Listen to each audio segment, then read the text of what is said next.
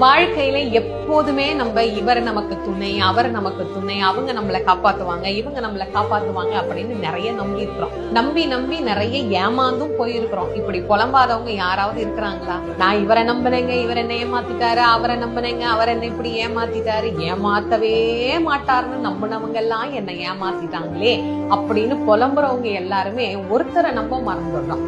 யாரு? நம் சொந்த கடவுளாகிய கந்த கடவுள். அவர்தான் என்னைக்கு துணை அப்படிங்கறது ஏன் நாம மறக்கிறோம்?